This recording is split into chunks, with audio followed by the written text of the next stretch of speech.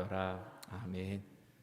개구리 재앙이라는 제목으로 이 시간 말씀을 전하도록 하겠습니다. 우리가 기독교를 우리가 갖고 있는 신앙을 두 단어로 축약을 한다라고 하면은 어떻게 이것을 말을 할 수가 있을까요? 신학적으로 이렇게 이 신앙의 근본을 이렇게 이야기한다라고 하면은 구속과 그다음에 계시다라고 이렇게 말을 할 수가 있습니다. 이것을 좀 풀어서 여러분들한테 말씀을 드리자고 하면은 구속이라는 것, 하나님께서 우리를 구원해 주셨다라는 것을 의미를 하고 있고, 이것이 우리의 신앙의 중심을 이루고 있다는 것이죠. 그리고 계시, 하나님께서는 구원을 받은 사람들에게 하나님께서는 하나님을 드러내시고 하나님이 누구인가를 우리에게 알려주신다는 것이죠. 하나님을 알므로 인해서 우리가 하나님의 말씀대로 사는 것이고, 그다음에 하나님께서 하나님의 이렇게 말씀 계시를 통해서 그리스도인이 어떻게 사는 것을 이렇게 가르쳐 줌으로 인해서 우리는 이렇게 그리스도인답게 신앙생활을 하게 되는 것이죠. 출애굽은 어떻게 보면은 이 두 단어의 핵심을 그냥 그대로 고스란히 담고 있고, 이 두 단어의 실천을 하나님께서 삶 가운데서 실천하는 것을 하나님께서는 이렇게 보여주신다는 것이죠. 출애굽을 보시면은 하나님께서는 이스라엘 백성들을 구원하시는 그러한 내용을 담고 있습니다. 그런 다음에 하나님께서는 계시, 하나님의 일들을 통해서 하나님이 어떠한 분이신가, 어떠한 하나님과 이렇게 알려주고 계신다는 것이죠. 하나님께서는 처음부터 본인의 뜻을 모든 사람들한테 알려주셨어요. 바로에게 내가 이스라엘 백성을 구원할 것이니까는 이들을 놓아주라라고 이렇게 말을 했는데, 그때 바로는 아직까지 하나님을 몰랐기 때문에 그를 그냥 이방인의 신, 유대 유목민들이 믿었던 그런 신들로밖에 취급을 하지 않았고, 그는 하나님의 말을 이렇게 순종을 하지 않았던 것이었죠. 하나님의 일에 대해서 순종하지 않고 오히려 방해를 했던 그러한 사람이었습니다. 물론 하나님의 뜻이 있었다라고 하면은 그냥 단번에 바로를 치고 강압적으로 이스라엘 백성들을 애굽으로부터 이렇게 건져내실 수가 있었어요. 하지만 그러다 보면은 사람들이 하나님의 진정한 능력을 깨닫지 못하기 때문에 하나님께서는 서서히 그 애굽에 있는 모든 신들을 제거하시면서, 처음부터 있었지도 않았던 그런 신들이지만은 그 신들의 거짓을 그들에게 알려주심으로 인해서 유일한 신신, 정말로 한 분이신 전능하신 신 하나님을 이렇게 드러내는 것을 보게 됩니다. 애굽에는 얼만큼 많은 신들이 있었을까요? 정말로 많은 신들이 있었는데, 제가 전공을 했다고 하면 이 신들의 각 족보부터 시작해가지고 이 역사를 다 알 텐데 그렇게까지는 하지 못하고 그냥 여러분들한테 간단하게 이렇게 그림으로 한번 보여드리려고 하는데, 다음 PPT를 넘겨주시면은 여기 있는 신들은 그냥 대충 대표적인 신이다라고 생각을 하시면 됩니다. 왼쪽부터 시작해가지고 누로부터 시작해서 그로부터 파생되는 신들, 그 다음에 그 파생되는 것이 크롬하고 헤카라는 신, 그 다음에 거기서 또 결혼을 해서 자녀를 낳고 여러 가지 신들이 이렇게 파생을 하게 되는 것을 보게 돼요. 어떻게 보면 애굽이라는 나라도 처음 시작했을 때는 그냥 사람들이 영적 존재이다 보니까는 그냥 신에 대한 갈망이 있었던 것 같아요. 그래가지고 한 신을 만들었는데 그냥 사람들이 만들어 놓은 신, 인간의 사고의 그냥 틀에 벗어나지를 못하다 보니까는 이들이 생각했던 것은 무엇이냐? 이 하나님, 이 신들은 어떻게 보면 모든 것을 다 통치하기는 어려울 거니까는 이 신들이 각 영역에서 발휘할 수 있는 힘이 다를 것이다. 그런 다음에 각 신들마다 통치하는 것이 다를 것이다라고 생각을 해가지고 다양한 신들, 각종 동물과 각종 자연계에 일어나는 현상들을 놓고 거기다 신을 한 명씩 이렇게 배치를 하기 시작했던 것이었죠. 이렇게 신을 배치하면서 그들의 능력도 나름대로 정하고, 사람이 만든 신이다 보니까는 그냥 인간 세계사랑 거의 비슷하다는 것을 보게 됩니다. 이 신들 간의 결혼도 있고, 이 신들이 자녀를 갖게 되는 것이고, 이 신들의 영역 또한 다르고 특이한 갖고 있는 장점들도 다르게 생각을 했던 것이었죠. 능력도 다르고, 이 신들이 발휘할 수 있는 지역 또한 이렇게 되게 한정을 짓는 그러한 그들만의 신화를 만들었던 겁니다. 이러한 신들의 그냥 세계관은 오랜 시간 바뀌지 않아요. 이것은 구약을 쭉 살펴보더라도 그 곳곳에 이러한 신들의 신화들에 대한 특성을 볼 수가 있는데, 사사기로 넘어간다라고 하면은 여러분들이 사사기를 보실 때 그때 하나님께서 이스라엘 백성들을 돌봐줬는데, 그때 가나안의 왕 야빈이라는 사람이 이스라엘 백성을 치려고 할 때 그가 했던 말이 무엇이냐? 이스라엘 백성들이 믿는 하나님, 그 하나님은 산에 있는 하나님이기 때문에 우리가 그 산에 있는 하나님과 싸우면은 우리한테 불리할 수가 있으니까는 이들을 넓은 들판으로 뜰로 좀 평지로 끌어내서 거기서 싸우자. 거기서 싸우면 우리가 믿고 있는 신이 거기서 힘을 발휘할 테니까는 우리가 분명히 승리할 것이라는 확신을 가졌던 겁니다. 물론 하나님은 그 어떠한 능력에도 제약을 받는 분이 아니시고 어떠한 장소에도 이렇게 제약을 받는 분이 아니십니다. 그래가지고 여러분들도 그 이야기 잘 아시지만은 초자연적인 현상을 통해서 비를 내리게 함으로 인해서 그 땅을 질퍽하게 만들고 그들이 그렇게 믿었던 전차를 사용하지 못하면서 그냥 그들이 압승하는 것을 보게 된다는 것이죠. 근데 이때 당시 사람들만 하더라도 그냥 그들이 믿었던 신 이렇게 영역을 정하고 그들의 각 분야를 정하면서 이 분야마다 자신들이 그냥 이 신들을 따르면은 우리의 삶은 풍성해질 것이다. 우리가 정말로 잘 살 수 있을 것이다 라고 믿었던 것이었습니다. 이런 고대 근동의 신화 굳이 다 이야기할 필요가 있을까라고 생각을 하는데 솔직히 이들이 갖고 있는 이런 미신적인 요소들 오늘날에도 그렇게 별반 다르지 않다는 것이죠. 우리가 하나님을 믿고 하나님의 유일신이다라고 이렇게 항상 고백을 하는데도 불구하고 우리가 이 세대를 살아가면서 인간의 한계를 부딪히다 보니까는 이러한 가운데서 우리가 어떻게 하면 그 상황을 극복할 수 있을까? 사람의 지혜를 동원을 하고 그런 다음에 사람의 방법대로 하나님을 의지하기보다는 그냥 세상 사람들이 말하는 그런 동일한 것을 추구하면서 살면서 또 다른 우상을 만들고 하나님을 전적으로 신뢰를 하지 않게 되는다는 것이죠. 미신적인 요소 처음에는 한 나라의 전통으로 시작할 수가 있는데 이것이 그냥 어떻게 보면은 우리 삶 가운데서 깊숙이 뿌리 박히다 보니까는 그냥 미신적인 것, 맞지도 않는 것, 또한 세상 사람들이 주장하는 그러한 모든 주장들을 때로는 우리들도 따라갈 때가 있다는 겁니다. 하나님을 잘 모르다 보면은 진정한 복음과 진정한 진리와 참 하나님을 우리가 그 가운데서 구분하지 못하게 되고 그런 다음에 세상적인 것을 따라가게 되는데 하나님께서는 이런 것을 방지하기 위해서 우리에게는 말씀을 주셨고 우리에게는 분명한 기준을 주셨습니다. 하지만 이때 당시만 하더라도 아직까지 이들에게 있어서는 하나님의 이런 특별한 계시가 없었기 때문에 하나님께서는 본인의 능력을 통해서 하나님이 누구이신가를 이렇게 알려주셨던 것이었죠. 바로 역시 마찬가지로 하나님을 몰랐기 때문에 처음에는 너희들이 믿고 있는 그 여호와라는 하나님이 누구냐? 나는 그런 사람한테 말을 듣지 않고 명령을 듣지 않아서 나는 내 백성을 놓아주지 않겠다라고 이렇게 말하면서 하나님의 말씀에 불순종했습니다. 그래가지고 하나님께서는 하신 것은 무엇이냐? 첫 번째 재앙으로 그 나일강을 피로 만드신 겁니다. 이 나일강의 신 하피라는 신인데 이 하피라는 신은 그들에게 있어서는 아주 중요한 신이었고 이 신으로 통해서 자신들이 이렇게 나름대로 농사도 잘 지을 수가 있게 됐고 그다음에 이 나라가 풍성한 것을 누리게 되었다라고 믿었어요. 이 하피라는 신하고 또 항상 같이 따라가는 신이 있는데 그 신은 어떤 신인가 하면은 바로 하켓이라는 신입니다. 여기 왼쪽 세 번째로 보시면 왼쪽 위에서 세 번째로 보시면은 이렇게 개구리처럼 생긴 이 신이 바로 하켓이라는 그 신인데 애굽 사람들이 믿었던 것은 무엇이냐? 아마도 그때 당시 나일강에 이 개구리가 많았는데 이 나일강 주변을 보니까는 항상 푸르고 항상 이렇게 많은 풀들도 자라고 곡식들도 잘 자라는 것을 보면서 이 많은 개구리들이 이 개구리 신이 자신의 입에서 토해내는 것으로 인해서 이 땅이 영양가를 받고 우리가 이렇게 풍성한 삶을 살 수가 있겠구나. 영양가를 공급해주는 아주 중요한 신으로 여겼던 겁니다. 물론 이것은 미신적인 것이고 전혀도 근거 없는 거고 오히려 이들이 나일강 주변에 그렇게 푸릇푸릇할 수 있는 이유는 무엇이냐?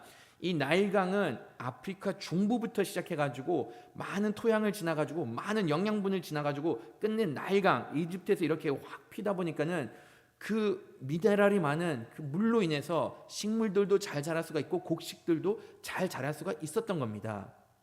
그때 당시 그들은 이것을 모르고 오히려 미신적인 요소로 이 하켓이라는 이 신으로 인해서 자신들이 영양가를 공급을 받고 이로 인해서 자신들이 풍요한 삶을 누린다라고 생각을 했던 겁니다. 풍요를 의미를 하고 있고, 또한 이들이 이 하켓 신이 갖고 있는 특성이 무엇이었는가? 많은 개구리 떼가 있었다 보니까는 이들이 믿었던 것, 이 신을 통해서 우리는 다산을 할 수가 있다, 많은 자녀를 가질 수 있었다라고 이렇게 생각을 했던 겁니다. 그들에게 있어서는 이 하켓이라는 신은 상당히 중요한 신이었고, 이 신에 대해서 이 신을 죽이든지 아니면 이 신에 대해서 제대로 된 대우를 다하지 않으면은 그러니까는 사형에 처할 수 있는 그런 처벌을 받았던 아주 귀한 신이었던 것이었죠. 애굽 백성들은 생각했던 것은 무엇이냐? 이 하켓 신 많으면 많을수록 우리는 풍요로워지고 이 신을 보면은 우리에게는 큰 복이 있을 것이다라고 생각을 했던 겁니다. 그래가지고 하나님께서는 하신 것은 무엇이냐? 너희들이 믿고 있는 그 풍요함, 그 하켓이라는 신, 이 신이 정말로 많으면은 너희들이 어떠한 고통을 당할 것인가를 이렇게 보여주신 겁니다. 하나님께서는 그들이 그렇게 소중하게 여겼던 이 하켓 신 어떻게 했는가 하면은 모든 물에서 이 개구리가 튀어나오게 만들면서 바로의 국내에서 침실, 침상, 집과 화덕, 그런 다음에 반죽 그릇에조차도 이 개구리가 있게 할 정도로 온 땅을 개구리로 뒤엎는 재앙을 내리게 되었던 겁니다.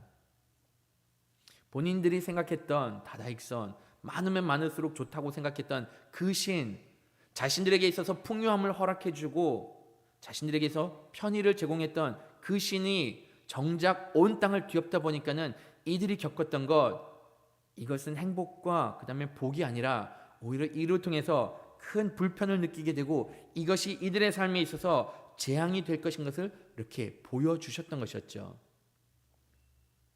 하나님께서는 이렇게 개구리를 형성을 하면서 애굽 땅에 큰 재앙을 내리게 되었는데, 만약 이러한 재앙을 경험을 하면은 사람들이 생각하기는 이것은 자연적인 현상이 아니다, 어떤 초자연적인 현상으로 인해서 지금 이렇게 개구리 떼가 몰려오고 지금 우리 침상까지 이렇게 들어오게 되었다라고 깨달아야 되는데, 하필 그때 또 등장하는 것이 누군가? 바로의 요술사들이 등장을 하게 됩니다. 이 요술사들이 등장을 해가지고 했던 것은 무엇이냐? 하나님께서 이루신 그 이적을 자신들의 요술로 인해서 또다시 복제하는 것을 보게 됩니다. 이들이 했던 행동 솔직히 이해가 가지가 않아요. 이것은 여러분들한테 주일날도 설교했던 것처럼 솔직히 이들이 하는 그 행동은, 이 요술은 이해 불가능한 요술입니다. 왜 이해가 불가능한 것인가? 그렇지 않아도 지금 차고 넘치는 개구리들인데 굳이 여기다가 개구리를 더 보탤 필요가 전혀 없다는 것이죠. 만약 이들이 정말로 능력이 탁월하다라고 하면은 이 모든 개구리들을 다 제거를 하고, 우리가 너희들이 믿고 있는 하나님보다 더 능력이 탁월하다, 너희 하나님은 이렇게 개구리를 만들었는데 우리가 믿고 있는 하나님, 우리가 믿고 있는 신은 능력이 더 커가지고 이 모든 개구리들을 다 제거했다라고 오히려 말을 하면은 그들의 능력이 인정이 될 텐데, 오히려 이들이 했던 것은 무엇이냐? 너희들도 그걸 하냐? 우리들도 그걸 할 수 있다 하면서 거기다 그 재앙에다가 추가적으로 더 개구리를 보태는 그런 미련한 행동을 보였던 것이었죠. 왜 이렇게 행했을까? 당연하게 대적할 수 있는 능력이 없었기 때문에 이렇게 행했다라고 볼 수가 있는데, 또 다른 한편으로서 이들이 이렇게 행했던 이유, 어떻게 보면은 자신들도 이것을 행할 수 있다라는 것을 보이면서 본인들의 능력을 이렇게 보여줬던 것이었죠. 너희 하나님 별거 아니다, 우리도 이것을 할 수가 있다라고 이렇게 과시를 한 것밖에 되지를 않았던 겁니다. 본인들은 이 이적을 따라함으로 인해서 하나님의 능력을 축소시키려고 하고, 그들이 하나님을 이렇게 하나님을 대해서 이렇게 폄하하려고 했는데, 결국은 이들이 이 이적을 모방함으로 인해서 오히려 다른 결과밖에 낳지 않는다고 볼 수가 있습니다. 이들이 개구리를 만들어냄으로 인해서 고백하게 된 것은 무엇일까요? 그들이 믿었던 신, 사람의 손에 의해서 만들어질 수 있다는 것을 보여준 겁니다. 물론 이 사람들이 하나님처럼 이적을 통해서 개구리 수를 확 늘린 그런 것은 아니겠죠. 어떻게 속임수로 인해 가지고 이제 개구리 떼를 만들었다라고 볼 수가 있는데, 그럼에도 불구하고 이들이 보여줬던 것은 무엇이냐? 그들이 그렇게 중요하게 여겼던 그 신은 본인들의 손에 의해서 만들어질 수 있다라는 것을 보여준 겁니다. 전능해야 되는 신, 모든 것을 다 갖추고 정말로 능력이 탁월해야 되는 그 신이 어떻게 보면은 사람에 의해서 만들어지고 사람보다 더 능력이 없음을 이들은 보여주었던 겁니다. 우리가 하나님을 믿는 이유가 무엇일까요?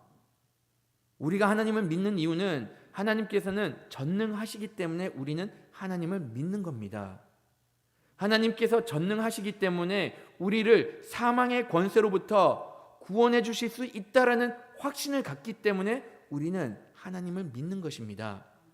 내가 삶 속에서 어려움을 겪을 때 내가 내 혼자만의 힘으로써 이 어려운 난간을 어려운 상황을 극복해내지 못할 때 바로 그때 내가 하나님을 의지함으로 인해서 하나님의 권능으로 인해서 그 어려움을 극복할 수 있는 그 믿음을 갖고 하나님을 믿고 따른다는 것이죠. 근데 여러분들이 만약 믿는 하나님이 나보다 더 하찮은 능력을 갖고 있으면은 그런 하나님은 굳이 믿을 필요가 없다는 겁니다. 세상에 있는 많은 우상들 우리가 그렇게 중요시 여기고 우리가 생각하기에는 이것만 있으면 내 삶이 행복해질 것이다 라고 생각하는 그 많은 것들, 내가 이것만 있으면은 내 삶에 있는 모든 문제가 해결될 것이다 라고 생각하는 그 모든 것들 보시면은 결과적으로는 사람에 의해서 만들어진 것이 태반이라는 겁니다.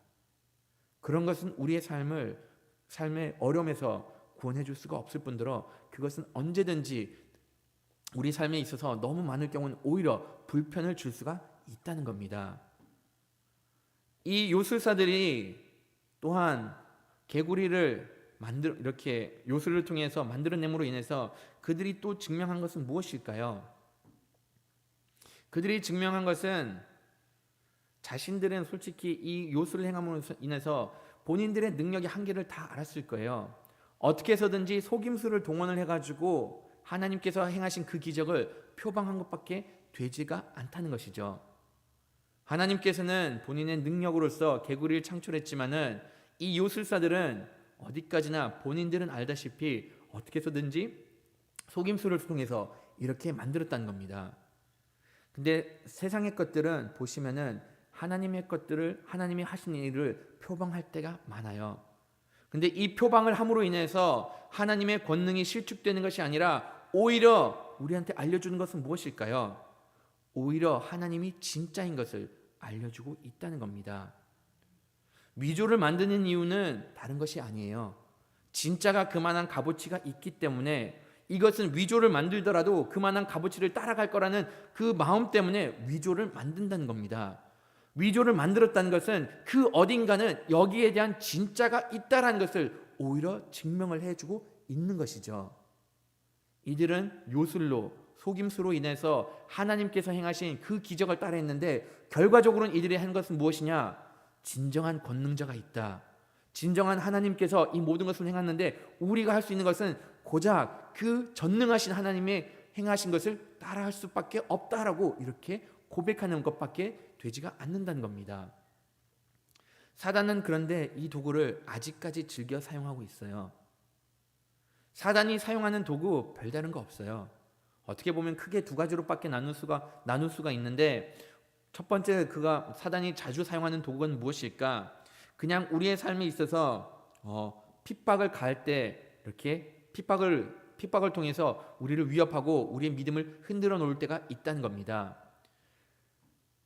어려움을 통해서 우리가 신앙을 가졌을 때 그를 통해서 우리가 겪는 그 모든 어려움을 통해서 우리의 믿음을 흔들어 놓으려고 하는데 근데 기독교가 갖고 있는 특징은 무엇이냐?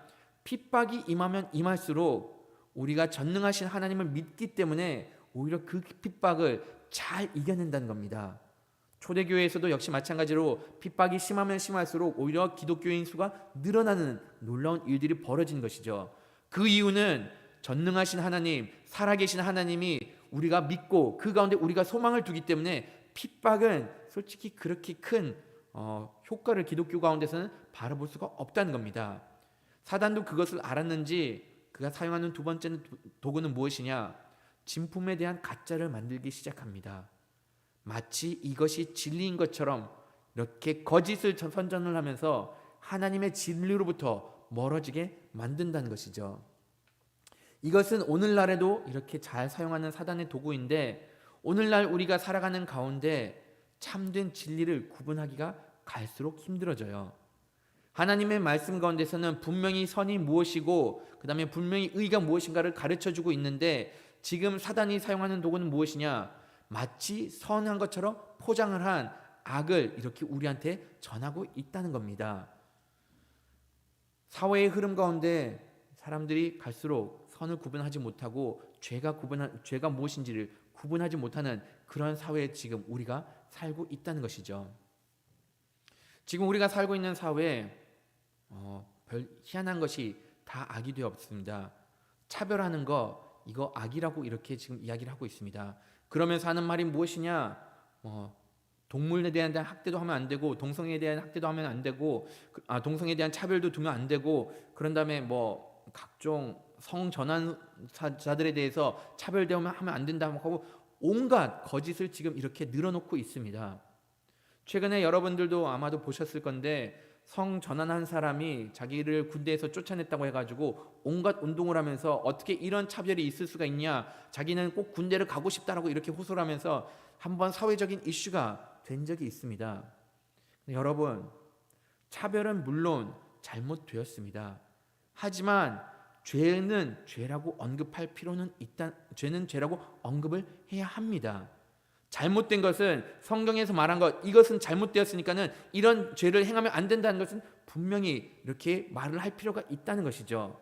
만약 이런 것을 말하지 않을 때 오히려 선에 대한 절대적인 기준이 무너지게 되는 것이고, 참된 의가 무엇인지 깨닫지 못하게 되고, 죄를 마땅히 그냥 행해도 되는 그런 일상적인 행동으로 우리가 취급을 하게 된다는 것이죠. 성전환 수술을 해가지고 자기가 군대에 가지 못한다라고 이렇게 호소를 했던 그 사람, 어떻게 보면 당연한 것이죠.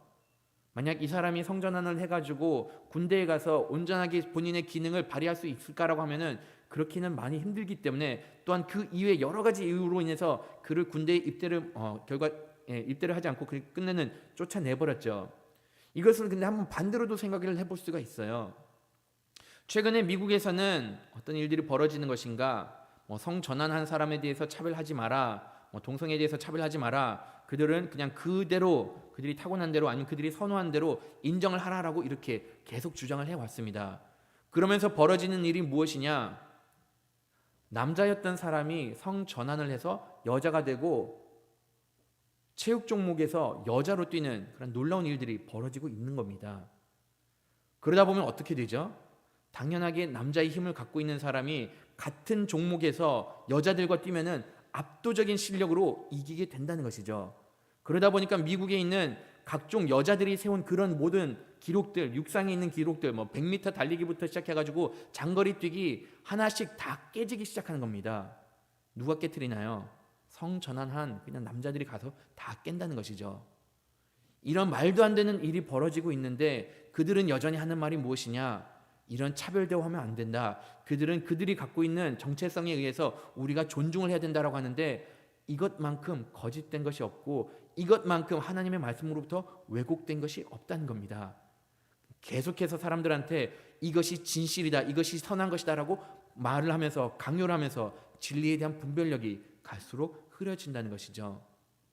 오늘날 우리 사회에서는 또 이렇게 자주 하는 말이 무엇이냐? 꼭 법대로 행하는 것이 좋다. 그러니까 많은 법을 만들어내는 것이 좋다라고 하는데, 언뜻 보면은 이거 되게 좋아 보입니다. 하지만 여기에 대해서 한번 깊이 생각해 볼 필요는 있어요. 법이 많으면은 모든 것을 다 법대로 진행을 하면은 이 사회가 결과적으로 이 사회가 살기 좋은 사회가 될까요? 법이라는 것은 최후의 보루입니다. 사람들 간의 갈등을 해소하지 못했을 때, 더 이상 여기에 대해서 진실이 밝혀지는 것이 힘들다고 했을 때, 그때 법을 동원을 해가지고 거기서 판가름을 하는 것이지 최선의 선택은 아니라는 것입니다. 최선의 선택은 과연 무엇일까요? 하나님의 사랑의 법입니다. 내가 내 이웃을 사랑하고 내 이웃을 아낀다라고 하면은, 나에게 있어서 이 관계가 정말로 소중하다라고 하면은 법을 동원하는 것이 아니라 그 전에 내가 용서를 하고 차라리 내가 손해를 봐도 괜찮으니까는 나는 이 관계를 더 소중히 여긴다. 법을 들먹이는 것이 아니라 내가 차라리 그 가운데서 내 권위를 포기하고 그 사람을 섬기는 것이 진정 선한 행동이라는 것이죠. 물론 사회에 법이 없을 수는 없어요. 하지만 지금 사회가 주장하는 것들, 법이 많아져야 된다, 그 다음에 우리가 무조건 다 법대로 행해야 된다, 그런 가운데 보시면은 진정 법대로 행하는 것보다는 자기의 개인적인 이익이 더 많이 담겨져 있고, 진정 선을 행하고 이 사회의 발전을 놓고 고민하는 것이 아니라 차라리 그냥 자기 이기적인 생각대로 행하겠다라는 것밖에 되지가 않다는 것이죠. 마치 선한 것을, 마치 이것이 하나님께서 정하신 것처럼 포장을 해놓고 사람들을 미혹하게 만들고, 그리고 나서는 결과적으로는 진리로부터 우리를 멀어지게 한다는 것이죠. 이것이 진리가 아니라는 것을 우리가 어떻게 하면 깨달을 수가 있을까요? 진리인 것처럼 왜곡된 포장한 것들을 따르다 보면은 진리가 아니면은 그 사회에는 갈등과 불화밖에 없습니다. 또한 어떤 일들이 벌어지는가 마음이 강팍해져요. 오늘 말씀만 보더라도 거짓을 본 이 바로 마음이 강팍해져 가지고 모세가 요구하는, 하나님께서 원하시는 내 백성을 보내서 나를 섬기게 하라는 그 하나님의 명령에 대해서 순종하지 않는 것을 우리가 보게 됩니다. 그는 생각했던 거, 어차피 요술사들도 할 수 있는 거, 이 하나님 별거 아니다라고 생각을 했는데, 그런데 이 개구리가 너무 많아지고 결국은 바로가 생활하는 가운데 불편을 느끼다 보니까는 끝내 바로는 모세를 다시 불러가지고 그에게 이렇게 말합니다. 다 같이 8, 9, 10절 다 같이 한번 읽어보도록 하겠습니다. 바로가 모세와 아론을 불러 이르되 여호와께 구하여 나와 내 백성에게서 개구리를 떠나게 하라. 내가 이 백성을 보내리니 그들은 여호와께 제사를 드릴 것이니라. 모세가 바로에게 이르되 이 개구리를 왕과 왕궁에서 끊어 나일강에 있도록 강구하는 것이 좋으는지 내게 분부하소서. 그가 이르되 내일이니라. 모세가 이르되 왕의 말씀대로 하여 하나님 여호와와 같은 이가 없는 줄을 알게 하리니. 바로가 개구리가 너무 많다 보니까는 끝내는 이것이 삶에 있어서 불편해지다 보니까는 모세를 다시 불러가지고 이렇게 말을 합니다. 나와 내 백성, 여호와께 구하여 나와 내 백성에게서 개구리를 떠나게 하라. 내가 이 백성을 보내리니라고 이렇게 말을 합니다. 바로도 어느 정도 느꼈던 것 같아요. 이 요술사들이 행했던 그 기적의 차원과는 하나님께서 행하신 그 기적의 차원은 수준이 다르다는 것을 어느 정도 느꼈던 것 같고, 지금 이 모든 일들을 봤을 때 조금은 내가 정신을 차릴 필요가 있는 것이다라고 이렇게 깨달은 것 같습니다.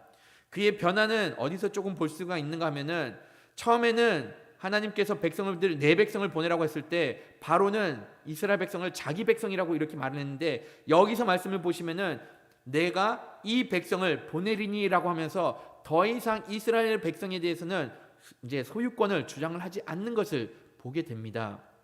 그렇다고 해서 바로가 변한 것은 아니에요.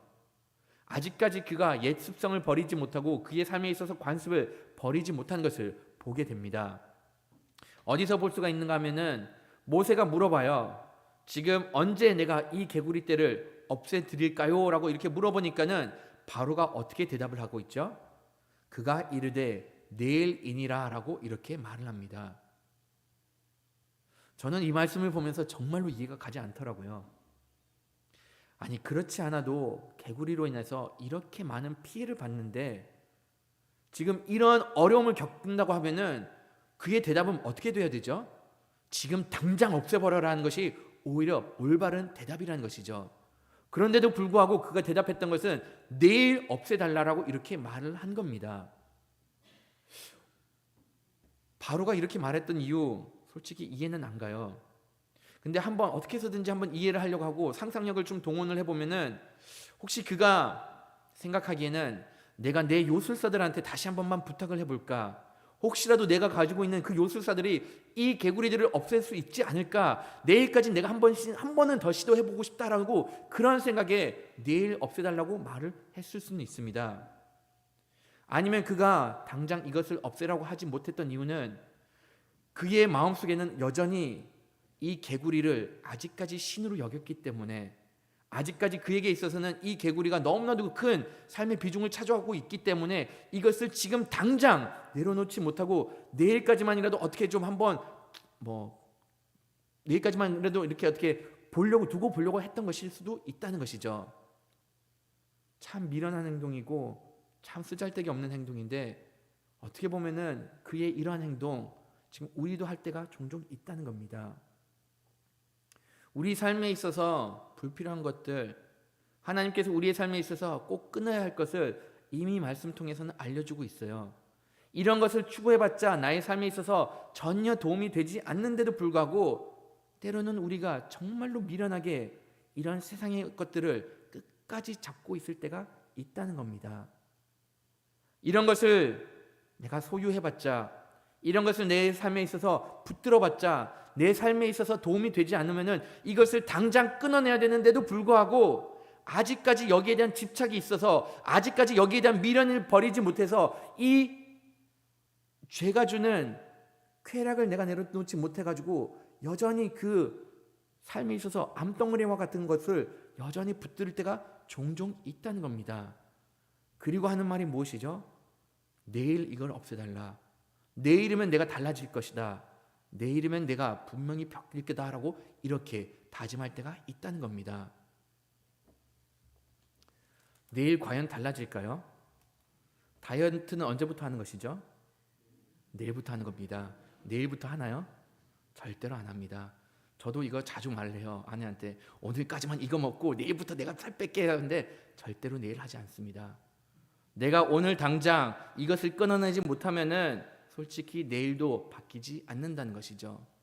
바로는 이 개구리라는 신 당장 끊어놓지 못하고 이 두려운 마음 때문에 이 죄악을 끊어놓지 못하고 끝내 하는 말이 무엇이냐? 내일이라고 이렇게 말한 겁니다. 물론 모세가 물어봤던 이유는 여기에 있지 않았어요.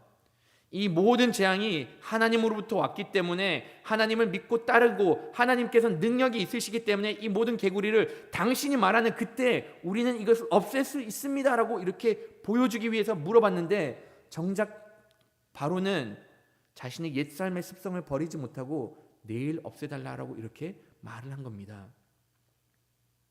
그런데 여러분들도 아시다시피 하루하루 사람의 마음은 변하기 마련이에요. 모세가 이 개구리를 없애고 난 이후에 바로는 어떻게 되죠? 개구리가 없어지고 개구리의 냄새가 다 없어진 이후에 다시금 바로의 마음이 완강해진 것을 보게 됩니다. 때로는 우리가 우리 삶 가운데서 결단을 내릴 필요가 있어요. 지금 우리가 추구하고 있는 것, 우리가 정말로 중요시 여기는 그런 것들 단번에 끊어낼 필요가 있다는 겁니다. 하나님을 따르는 백성이면은 하나님 한 분만을 섬겨야 되는 것이고, 내가 추구하는 것은 오직 하나님 한 분만이 되어야 되는데, 때로는 우리가 그냥 착각 속에서 아니면 거짓을 들음으로 인해서 이것이 나의 삶에 있어서 풍요함을 줄 것이다 라는 착각에 빠지고, 내가 이것을 소유하면은 내가 행복해질 것이다 라고 생각을 하는데, 그것은 하나님께서는 계속해서 말씀하십니다.